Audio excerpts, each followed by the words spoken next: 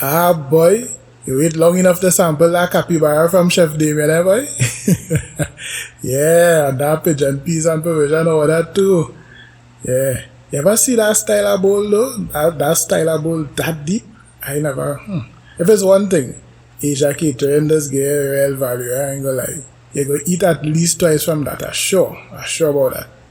Anyway, you're here looking to make we do that podcast, boy. Like, I ain't know that, and I ain't know. To me, it's like the same conversations over and over again, you know. Like, once again, you're looking to make we tell people that that's brilliant marketing or that's brilliant advertising. Not true. Every time, plenty people talking about something. I mean, of course, that Scotch 101 greatest soca hits was hype dread more than anything else. Of course, man. And I mean, that cool, eh? That cool.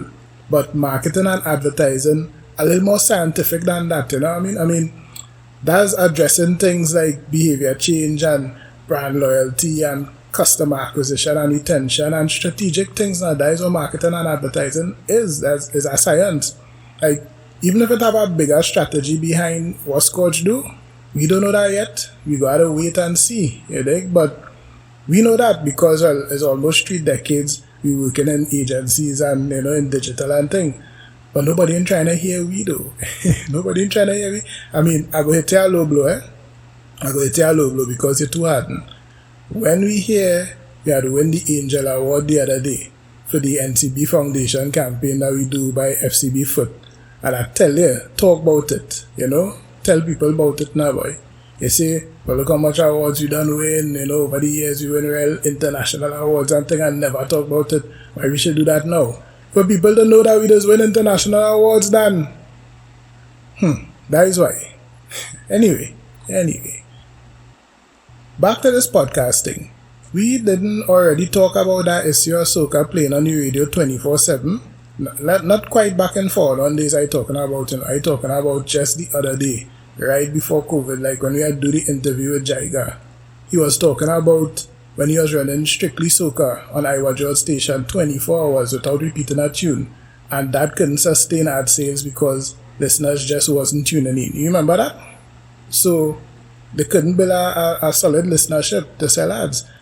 They had to diversify just like all the other stations. Like everybody know that though. You still, when we make a podcast to say, people tuning into a one-time event, they really prove nothing about people's true feelings about soca. You we do that, right? Radio stations playing way more soca now than in the 2000s anyway. So I think, personally, better just eat a capybara and hush we mouth down. Because, I mean, it don't make sense. I think it's just old talk then. How that eaten, by the way, this one time, I ain't gonna lie. I wish I conscience could have eaten out. That looking real good then. I ain't gonna lie. But then, on the only thing, I doubt they're trying to make we actually talk about the list though, because you know that list can't be no proper evaluation and nothing. I mean, dog, we had a time, it was nice, a nice evening at best soca and thing we really like ourselves, but you know that list was nothing more than a nice mix, you dig? Like we should have studied the recorded, Jed. We should have studied the recorded like long time how we used to do it off the radio so that we could play it back in the car. Well, at the same time, the Scotch we just listen to right through, so anyway, they might probably run it back sometime, I don't know, probably. But the list itself then, how you gonna narrate a classic soca like Disco Daddy from Lord Nelson against a track that doing something completely different, like Run With It by Mr. Killer? How are you gonna do that using the same criteria? And then, you know that is cap. Like how you judge a song like Calypso by GBM Neutron, which is an innovative original production, good example of songwriting and thing, with a song like Turn Me On by Kevin Little, which is a straight up interpolation of All My Love by 112. Right? Like it have plenty reasons why that should never happen, but Turn Me On the list at number 2 as a matter of fact, and Neutron song not even there. Come down, man, dog.